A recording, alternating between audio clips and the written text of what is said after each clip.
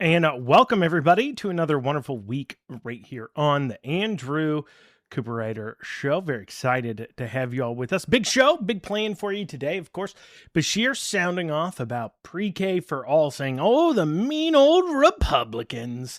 They're what's stopping me from moving forward." Also, we have our tax dollars being used to bring in companies like, of course, data centers that individuals don't want. That leads to an overall thing about tax giveaways, a few other economic development money being spent to attract in something that, generally speaking, most people definitely could go without. I'm not saying everybody's necessarily against data centers. There's a select few, mainly those who work in government, that really, really want them. And then there's a fair amount of people that don't work in government, that I believe probably fall in the vast majority, that definitely don't want them. And then there's some people that are kind of in between, agnostic. But the fact that we're spending money to attract them in and trying to bring in something that at best your average citizen doesn't care about, doesn't want to go out and sort, well, that's worth a greater discussion. So we'll talk about that. Also, we have Adkins declares he's running for governor, setting up what might be the last great Democrat primary in general for some time, because they don't have much of a bench. In fact, the two that are currently declared, Jacqueline Coleman and, of course, Rocky Adkins, are the last two they have on their bench really that have any kind of statewide name ID, and even that's limited. Will they be able to pull off a win? We'll discuss the numbers. We'll talk about it. And then also, if we have time, we've got some taxpayer-funded lobbying. We've got, just a plethora of issues here, just to kind of discuss spending-wise, crazy out of control. So we'll dig into all that and more today on the Andrew Cooperrider Show. Please make sure you like, comment, share, subscribe. The more of you that like, the more of you who listen, the more of you who tune in every week, the more effort and better these shows get. And, like I said, we are talking to a group about doing it daily, a radio station about bringing it on daily. So I'll keep you guys up to date about that. But without further ado, let's dig down into it. So Beshear posted this video onto his official governor account. Go ahead and take a listen to that. Maybe when I'm gone, it won't be viewed as a win or a loss. If that's the case, if that's the reason why it hasn't passed politically, that's pretty sad, because these are 4-year-olds we're talking to. They're not registered to vote, I don't think, and can't vote. These kids aren't Democrats or Republicans, and frankly, I don't care which their parents are. And we just want the best for them. And I hope everybody will come around and see that. This should be an expression of humanity, of something that government could come together and just say, look at these kids, it's the right thing to do. Let's make sure we do it statewide. So there you go. Beshear says it's the mean Republicans, and they're not passing pre-K for all because they just hate him. So first, let's hear him talk. He says, this isn't political. I hate that. I hate when politicians stand up there, no matter red or blue or Republican, stand up there and say, this isn't political. This isn't political. Definitionally, anything you're doing that involves running the government is political. I know what you're trying to say is that this should be bipartisan. That's the word you're looking for, bipartisan. Saying this doesn't need to be political while you're using the forces of government to take money out of our pocket and spend it on something that you want to spend it on, which is the definition of politics, the governance of a society or an area. That's what being politics is, political governance. That falls squarely into that category. So clearly it's political. But putting to the side that we no longer know what words mean, he acknowledges the kids can't vote. And so therefore it's not political, clearly, because he's doing it for people who can't even vote. Well, those kids can't vote, but their parents can. Also, they can work. And I think this is what's important to understand about this pre-K for all thing is, because there's a lot of forces that aren't even citizens that are pushing this pre-K for all. You don't just have the governor pushing it. You also have very powerful lobbying groups like the Kentucky Chamber for Commerce pushing it. You have a lot of donors pushing it. You have members of the Republican caucus who themselves are involved with childcare that would personally make a lot of money off of pushing it. And you have, of course, a fair amount of misguided citizens also pushing this pre-K for all. So it is worth discussing why it's a bad idea, because people need to know that. Legislators need to understand why it's a bad idea. So that way we don't fall into this trap of pushing forward this communistic ideas. And it is somewhat communistic because, of course, it is the ultimate kind of socialism, collectivism thing to say is that your kids don't belong to you. See, those in the Chamber of Commerce, those in the economic development world, those who really only care about economic development, and why do they care about it? I mean, they talk about, well, we need good jobs for citizens. Well, why do they want good jobs? Why do they want this data centers argument? Why do they want these businesses in the first place? So it all comes down to tax revenues. And if they can move a citizen from being not working, even if they're not pulling in, they want to say, well, this is about pulling in government benefits and blah, blah, blah. Even if they can move a person who's going from not bringing in government benefits to working, so they're not a net drain, they're just not giving revenue outside of, their working partner probably. If they're not living off government assistance, they probably have a working spouse. So if they can move a person off not working and into the workforce, well, they just then created more revenue. See, you'll hear politicians talk about this all the time. They'll say, we need to widen the tax base. They'll say that. We need to widen the tax base. And a lot of times what they want you to think they're talking about is getting people who aren't working and don't have kids and are on government assistance, off government assistance, and into the workforce. But they also mean all those people who've made the bad decision, according to the government, to stay home and take care of their kids. And so they're hoping, well, if we can get kids faster into government run systems, then we can go ahead and get those parents working and get them to be a cog in the machine. That's like really dark when you think about it. It's really dark to say, well, let's move as many parents as we can out of the home and into being cogs in a machine. Look, that company you're working for, that corporation, whether it's factory work, office work, or anything else, if you were gone tomorrow, you died, something happened to you, and you're gone tomorrow, they'd feel sad for a few days and they'd have your replacement within a few weeks. Your kids, however, your family would mourn your loss forever. And instead of spending more time with those who'd mourn your loss forever, they want you to spend more time with those people who couldn't care less about you outside of filling out on a spreadsheet that they have enough people working that role. And they want to move you in, and they want to do that by separating from your kids as early as possible. That's what people like the Chamber of Commerce, when you see them pushing it, really care about. That's why they care about it. It's got nothing to do with quality education, because the idea of government and quality education has nothing to do together. On top of that, pre-K for all isn't even providing good educational outcomes.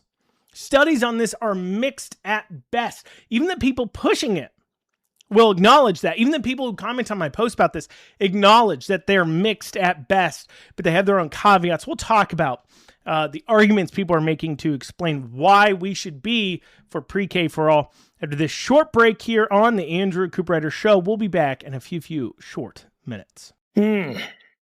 Delicious. Oh, what's in here? Oh, well, what's in my tumbler here, the Andrew Cooperrider Show tumbler, available for sale at brewed.store, is 1776, a brewed coffee, a Kentucky proud product that's roasted right here in Kentucky, of course. You can pick yourself up a bag at brewed.store. Free shipping on orders over $85. And they're sold in per pound, both ground, whole bean, and K-cups. If you like your little K-cup machines, we have that for you too. And the best part is per pound, it's cheaper than most of the boutique freedom-loving coffees out there. And this one's made right here in your own backyard. I know that's fantastic. So pick yourself up. We've got 1776, a French roasted dark blend which is historically funny because, of course, the French financed the revolution. And then also we have one of our other signature blends, Tyrant's Tears, a coffee that we meticulously harvest from famous tyrants like Andy Beshear, Pol Pot, and, of course, Mao. Additionally, we have other single origin coffees such as Cameroon Pea Berry, Kenya, Peru. Fantastic, fantastic blends. Go ahead and pick yourself up a bag today. Not only will you be supporting the show, but also you'll be putting in your mouth a delicious and tasty black nectar called coffee. So order yours today. Brewed.store. Once again, it's BREWED.store. Brewed.store. Free shipping. Orders over $85. Pick yourself up a bag and pick yourself up one of these spiffy tumblers. Andrew Cooperrider Show tumbler today. Once again, that's brewed.store. And you are back here on the Andrew Cooperrider Show talking about this pre-K for all plan. And Beshear saying, well, people are only against it if they're mean old Republicans. Well, first off, I would argue it's a complete waste of money to begin with. So let's ignore the collectivist big government ideas of not building a society on families, because that's what you should do. You should build the entire idea of our society was to be built on the family. That is if you're a conservative like me, you believe the family unit is the most important unit when it comes to building a society. But instead, people like Beshear, the socialists, the Democrats, they'll say it's about the community as a whole. They don't want you focusing too close at home. They want you thinking of everybody and not just your family. And the reason why worrying about your family is a whole lot better for building a society is because you can influence directly the decisions and behaviors of people in your family.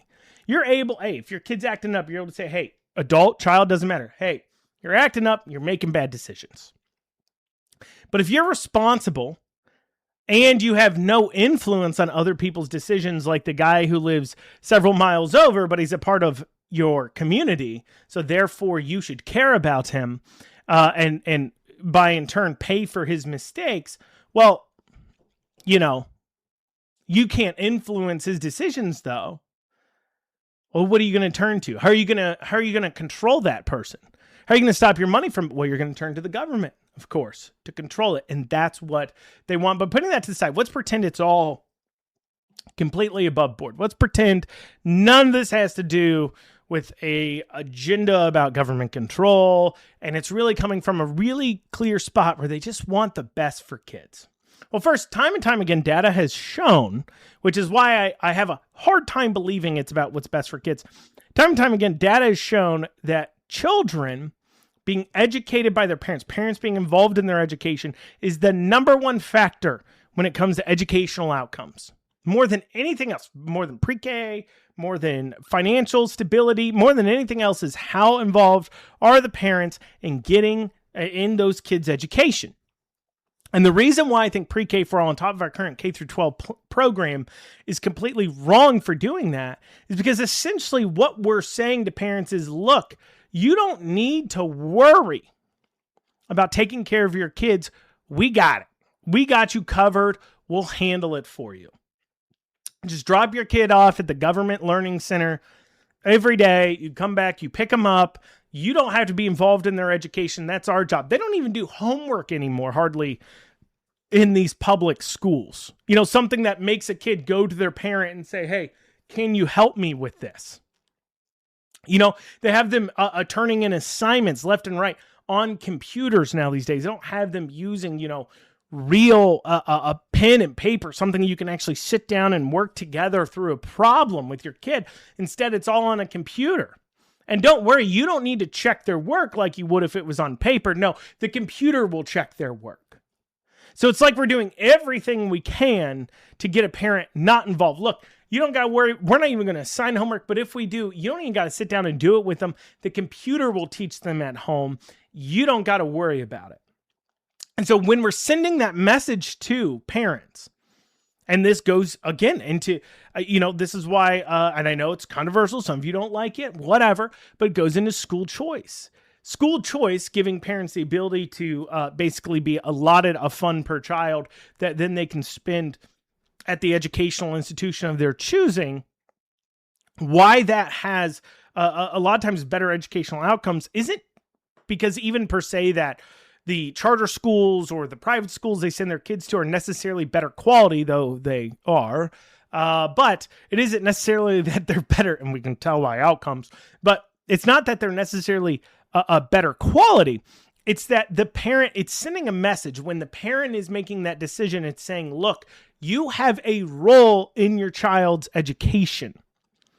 And that engagement creates better educational outcomes. So that's why, one, I have a hard time believing people when they say pre-K for all is a good idea really actually care about the educational outcomes for the kids, because they'd be actually talking about how do we get more parents to teach kids if that's what they're worried about. How do we get parents more involved? How do we engage them better?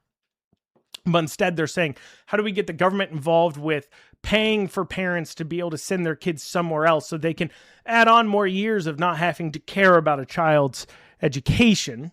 But putting that to the side, let's pretend that is what they really care about. And for some reason, they think it's the best thing. Well, the studies are mixed on this. Almost every study says that kids enrolled in pre-K for all versus not pre-K for all, kids who went to pre-K and kids who didn't, by the time they get to middle school, those gains, they have early gains, kindergarten, first, second grade, but by the time they get to middle school, it's evened out and those gains have gone away. Now, what's funny is the critics or the people who want to support pre-K for all, that want to poke holes in my reasoning why we shouldn't be for it, will even admit, go read on my comments, they'll admit that yes, it's mixed. However, when you see a high quality pre-K program, the results are much better. And so that's what we should be focusing on, a high quality pre-K program for all. Well, I don't know how to tell them this, but the idea of government and quality education being involved in the same sentence and the word not coming before the word quality is impossible. It is impossible for government to get involved in something and that service and that process be a high quality process. The minute government gets involved in anything, education, water, roads, everything. Name one thing the government does outside of collecting up money from the taxpayer that they do at a high quality rate. I mean, they'll get that money. Trust me, they'll get that money. But outside of that, what do they do that you would say is high quality at the government? So the idea you're going to get a consistent, which is what you need to get the good, with what even the people who are proponents that want to say that my pointing out the studies is slightly flawed, because if it's a high quality pre-K program, then there is benefits. What are the chances any of them will go to a high quality pre-K program? Pretty low chances, almost zero. And so, because of course it's government inspired, government run. And of course, the minute government touches anything, it gets more expensive. So, but on top of that, when we get into the money side of thing and why this is a giant suck, look at our current K through 12 education system. Something, by the way, that's worked fine, and we had better achievements in reading proficiency and everything else for decades than what we have now. We have our two biggest school districts, Fayette County schools, Jefferson County schools, Louisville and Lexington, bringing in, not even what they're spending, because obviously they're having money issues, so they're spending more than they're bringing in, but bringing in more than $20,000 a student in net revenues from taxes, federal government, state government, so on and so forth. More than $20,000 a student, and they're having financial issues. They're struggling. On top of the outcomes being cruddy, on top of the fact that like half the kids can't read, on top of the fact that in JCPS, if you look at the statistical data on likelihood of having an inappropriate sexual interaction with a teacher compared to the proficiency rating of science for kids who graduate from JCPS, kids who graduate from Jefferson County Public Schools are more likely to have a sexually inappropriate encounter with a teacher than they are to graduate proficient in science. And they're spending over $20,000 a year per student, or bringing in over $20K per student per year. And they're having financial issues and the outcomes suck. So you can have, and if you want to argue, look, the outcomes suck because, they don't have that pre-K for all. Okay. What about the financial issues then? You can't suck and have financial issues. Like, that's not a good combination for selling me in the idea that pre-K for all there. On top of that, once again, Beshear's plan, if it's not going to involve the K through 12 program adding on pre-K, so pre-K through 12, right? Then that means it had to be a voucher system, something he's floated. Remember, he ran against a voucher system when he was running for re-election for governor. So it seems a little hypocritical to say, look, when it comes through K through 12 education, a voucher system's bad. But when it comes to pre-K educational systems, a voucher system is just dandy. A pre-K educational system of vouchers, okay. Remember, his argument against vouchers in K through 12 was that it would lead to lower quality, worse outcomes for K through 12 education. But when you come to pre-K, which even the people who support it admit is only effective if you have a high quality pre-K program, and even then I'd argue it's not effective, but they would argue it is, but only if it's a high quality program, then that's their argument. And if they say, well, a voucher system leads to low quality K through 12, then why would they offer a voucher system for pre-K? It's like they're saying a voucher system is the only thing that can lead to a high quality pre-K program. Seems a little crazy. And coming up after this, Rocky Adkins declares he's running for governor. We'll talk about that primary, how it's shaping up. Could be interesting. What are his chances? We'll discuss all that and more coming up on the Andrew Cooperrider Show. Also, have time, we'll be talking about that data centers debacles going on everywhere. Data center. It went from no data centers to data centers, and it's just so annoying to me that this is even an issue. And people sitting there saying, "Oh, if we don't build multiple billion-dollar data centers, we're going to fall behind China." It's like, how many of these data centers do they need? You're able to use AI, store your phones, do this, watch this show with our current amount of data centers. And we don't have that many, I don't think, hyperscale data centers. So how many more do we need to do what? It's a lot of questions. We'll be discussing that when we get back here on the Andrew Cooperrider Show. We'll be discussing Rocky Adkins declaring and then discussing that. We'll have that when we get back here on the Andrew Cooperrider Show. Stay with us. Do you hear that? I do. It's Beshear crying. Why? Because you're listening to the Andrew Cooperrider Show. And I thought to myself, why should we let those tears go to waste? Like any good capitalist, I said, that is a resource that can be sold. So we capture those tears from Andy Beshear and other famous tyrants like Pol Pot, Mao, whoever else. And we collect them up and we put them into a delicious coffee called Tyrant's Tears, available at brood.store. Once again, that's brood.store. You can pick yourself up a spiffy Andrew Cooperrider Show tumbler while you're at it and get yourself a nice bag.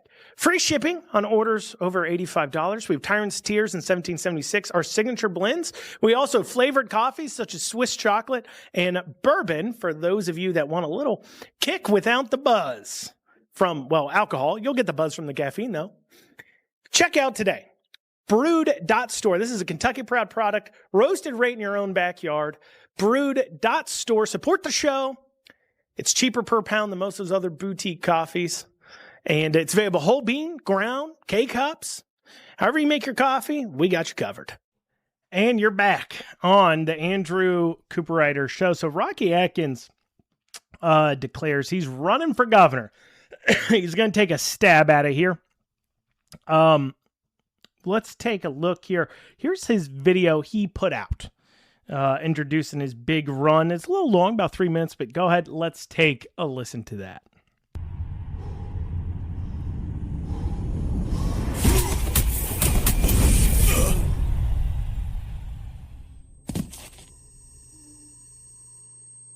We've always been fighters. Gotten knocked down, felt the sting of defeat. You have to call upon everything inside of you just to keep going, to keep fighting. From growing up in eastern Kentucky to every city block and every country mile, I've learned one thing that always holds true. We keep fighting. The truth is, we haven't had a choice. So I've stood side by side with Governor Beshear, holding the line, fighting back against Washington and its reckless policies, against anything that hurts Kentucky. Life is still too hard for too many. It's getting harder every day. Rural hospitals hanging by a thread, Medicaid and Medicare on the chopping block. It's hard to dream about owning a home when rent takes everything you've got. And what good is a job when childcare costs more than your paycheck? Politicians fight for attention, while everyday Kentuckians fight just to breathe. I've spent my life fighting for Kentucky, creating jobs, expanding access to health care for hundreds of thousands of Kentuckians who never had it before, improving our schools, standing up for working families, and taking on the powerful so you get a fair shot. That's my record. Over that lifetime of service, I've delivered results, and I've been knocked down, but I refuse to quit because I'm a Kentuckian, and we keep fighting. For each other, for a better future. Keep fighting so everything we work for doesn't disappear, gone just like that. If we lose, they take complete control. No check, no balance, no stopping the radical agenda. As Democrats, we embrace diversity and respect differing opinions, but we can't afford to fight each other, because next November, we must win. And to do that, we must be united. So catch your breath, get back up, dust yourself off, and fight.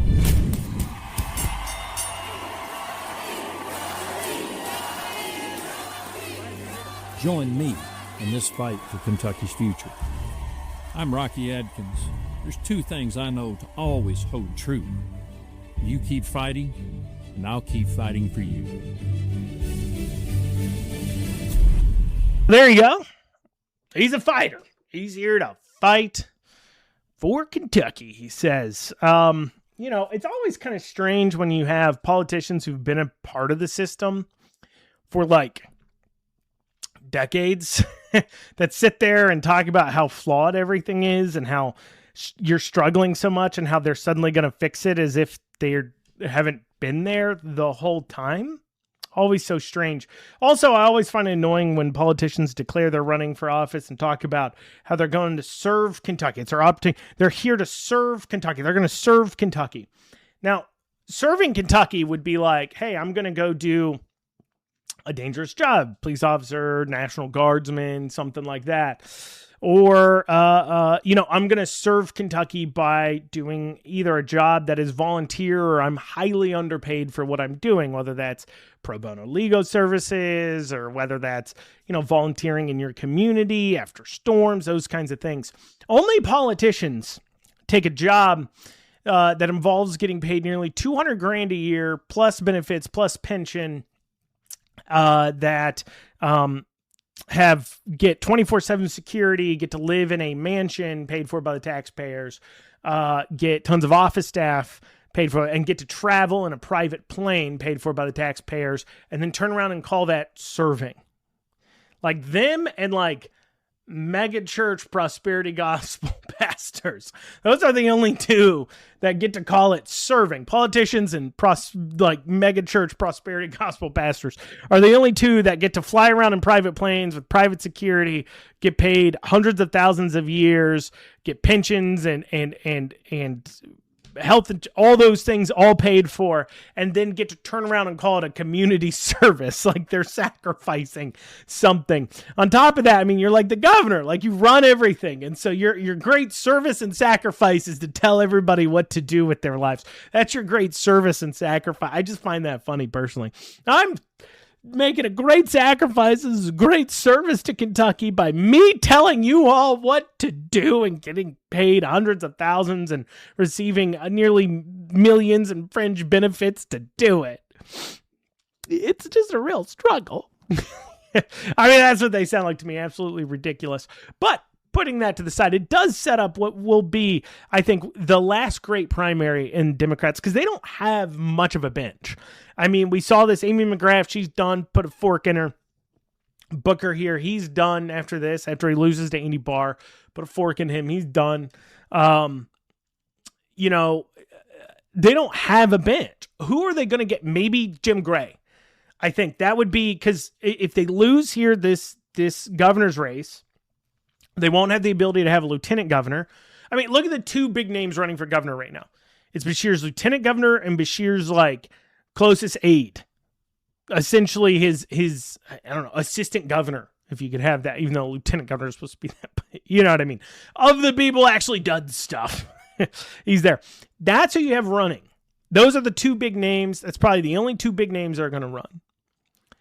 So what do you have left? I mean, Coleman could try again in 4 years, but who's going to challenge her after that? So that's my point. There's not much of a bench left. So this could be the last great Democrat primary for some time, because you won't have Democrat senators. You have Yarmouth. Maybe he could run, or not Yarmouth. Sorry. That's not who has that. Morgan McGarvey. Maybe he could. I mean, Morgan McGarvey, the congressman out of Louisville, becomes like the de facto Democrat leader. He's the Democrat person elected to the highest office. And then whoever the minority leader is in the Senate. I mean, that's it. That's who you have. And then let's look at that bench. I mean, even with who's running, Coleman, somewhat known, but definitely not like a household name, not like Beshear. And Adkins, known to Rockies, known to like people in politics. Like, I know who he is. You know, there's a few libraries or centers named after him too. He's certainly known in parts of Eastern Kentucky as well. But to like your everyday person, the vast majority of people who vote in that governor's race, they have no idea who Rocky Adkins is. Now, here's the thing. And this is what I think is important. And this is why I don't think it matters which one of them win. I don't think they're going to be able to pull it off.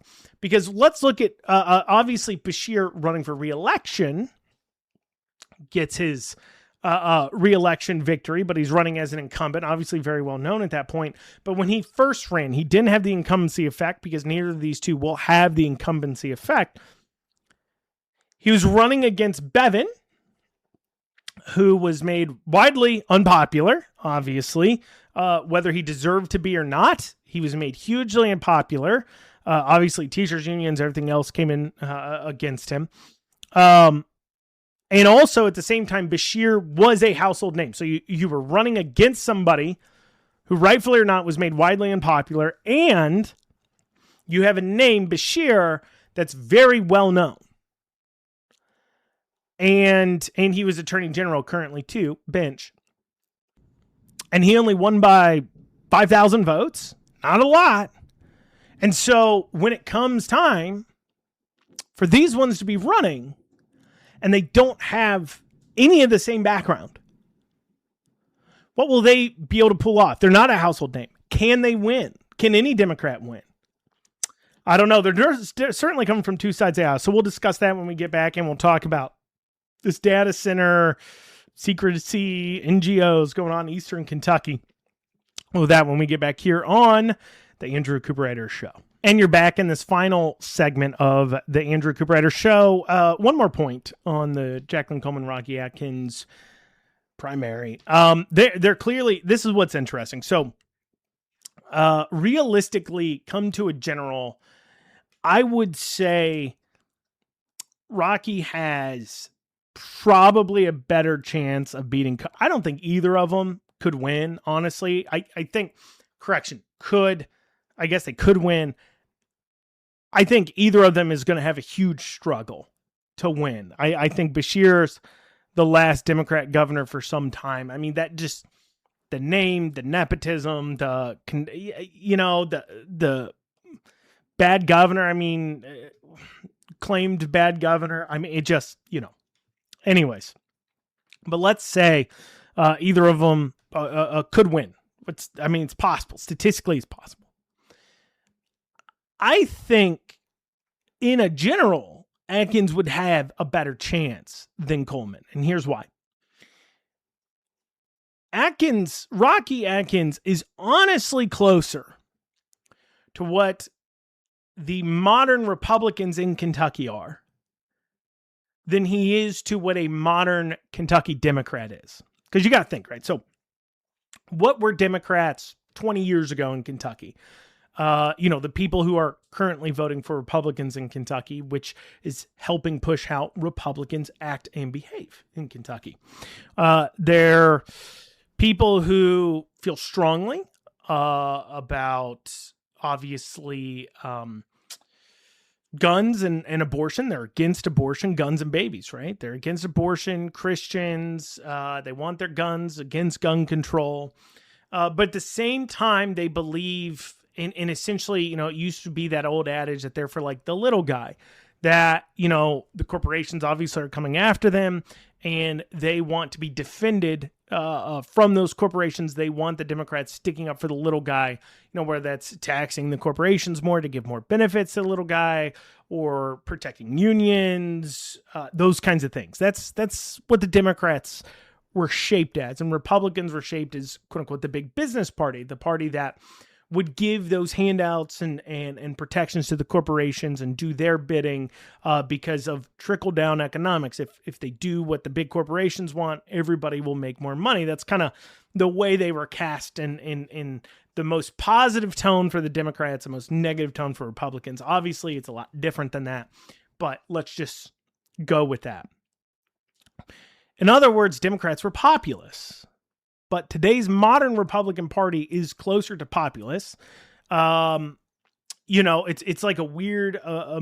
So both parties do the bidding of the corporations because that's just what it's turned into. I mean, they both agree on the economic things. They used to disagree on the economic things. They both agree with it. And so considering that both parties have the same, I believe, kind of economic belief system largely, the only difference is the social issues. And honestly, Rocky doesn't strike me that much of a social issue guy. But Jacqueline Coleman does. I mean, that's her thing. That's one of her things. I'm woman, hear me roar, social issues, blah, blah, blah. I mean, obviously education, but a lot about social issues. And so for that reason, everybody who would support Rocky in the Democrat Party, I think in large part, has moved over to the Republican Party. And so will he survive the primary? I don't know. It'll be interesting to see how much they go at each other. If Coleman actually comes out swinging at Rocky, if it is actually a competitive primary, I don't think, like, in the sense that they're not just talking positive about each other, but Jacqueline Coleman actually attacks Rocky Adkins. There is so much there that the modern Democrats, in that, keep in mind, only Democrats vote in the primary, will push away, that I don't see how he survives that. That being stated, if they don't, Rocky could win that primary, and he has a better chance of winning in the general than Coleman does. I think either one of them would struggle against who the Republican will end up likely being, which is Comer. And so certainly, and then, like I said, they have no bench. So what's the next thing? Here's the other thing I want to discuss real quick. It's about these data center story going on out in eastern Kentucky here.